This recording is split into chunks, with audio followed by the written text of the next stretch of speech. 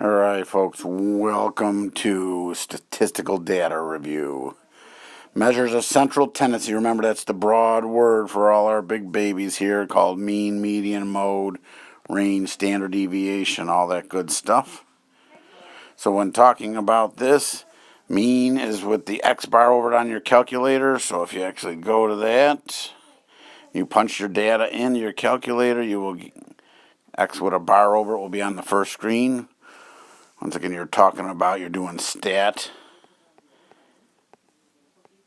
and then enter under edit, punch in your data, let's put your data in, and then you're going to go stat, calc 1. So that's how we get to the main screen. This is the X bar. Remember, that's the average. The mean is the average. You also could add up, like it says, all the numbers and divide by the number of pieces. Median is the middle. It will be on the second screen of the calculator, in between with the min, the max, and all your stuff, your Q1, Q2, and Q3. It will be between the Q1. Then you'll get the median. That's what you want. If you want median, and then the Q2 or 3, on the quartiles. You also could put the data in order and then find the middle number. So that's the middle one. Mode's not on your calculator. That's the most common. Right now, New York State is not really asking much on mode, which one appears the most, but that's the one that appears the most, not in 9th grade math. Range, max minus min, pretty straightforward, like it says by its thing here.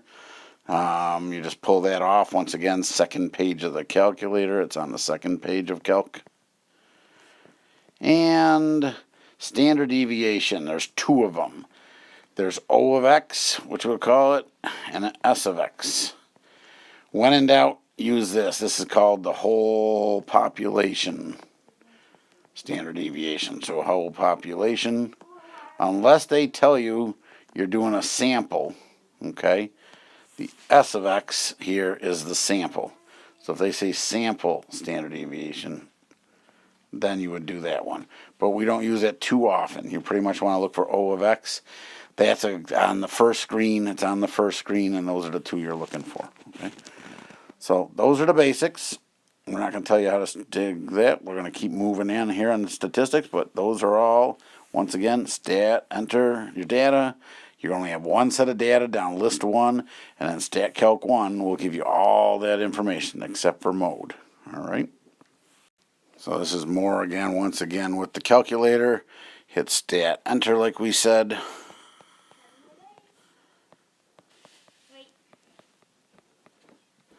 So stat enter, and you'll enter all your stuff under list 1.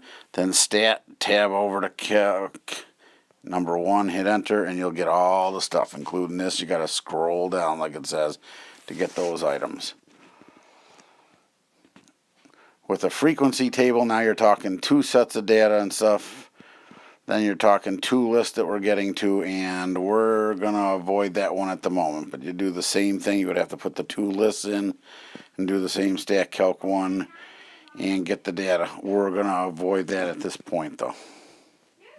So what types of graphs and plots? Well, you've got the box plot here, okay? Box plot's the main one. Once again, it's got whiskers and a box, even though they don't call the whiskers in that. And that's basically you're taking all your data, lining it up, and you got the min here on the one side that you will plot, the max on the other.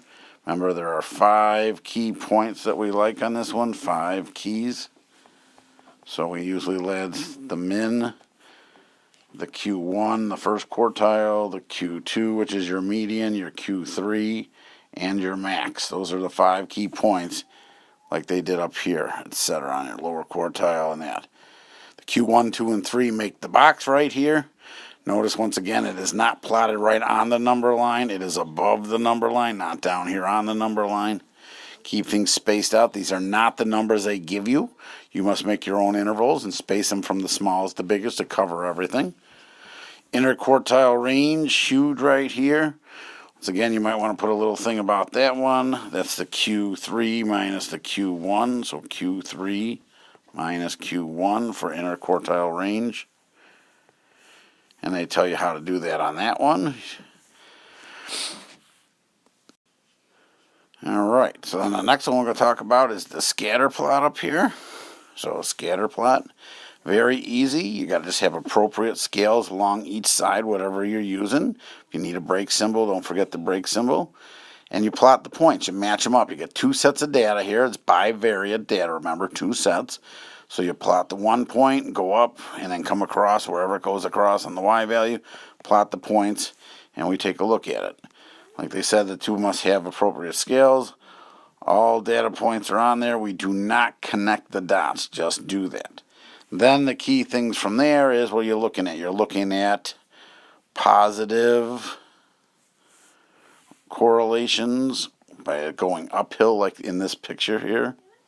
You're looking at negative correlations, and you're looking at no correlations when they're all over the place. So no correlations.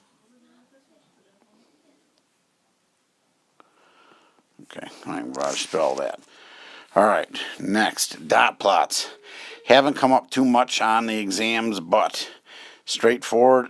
You make a scale across the bottom. In this case, like the number of books, you could have anywhere from 0, 1, 2, blah, blah, blah, books, red, red, center. And each person or each thing, whatever you do, put an item, you put a dot above that. And then you go from there. Okay, your data points are all labeled, like they said. Include the min and the max. Place the dot above each. This thing's kind of like skewed left, as they say. Most of the data's to the left. It's not symmetrical. We love bell curves, where the data's mostly in the middle. If you remember, just to throw this out, these three guys over here, what's the special term for them? We called them outliers. They don't seem to belong, and they're going to throw off our chart. Most of the points are over here. Finally, we have the histogram. Histogram's a fancy bar ring. Once again, the bars are touching. Okay. Make sure your graph is labeled, your axes and all that. You go up as high as you can. They kind of look like steps here and there, up and down, all that good stuff. You do cover from min to max. You don't leave anything out. And then you'll just be able to read the height of the bar, whatever it's equal to or whatever it's concentrating on. Sometimes they'll ask you certain things like how many less than that. You might have to do a couple bars together and add them up. But that's a histogram. Make sure there's no spaces between the bars. You'll be off and rolling. So those are the types of graphs. This is just a slight overview. There's lots of stuff they can ask you in statistics. We'll get into also other stuff when a special section when we go to the regression and the residual plots and all that. That's not on this part, and we'll talk about that later. But we'll see you in class tomorrow, and we will talk a little bit more and practice some of these problems. Get ready for the exam.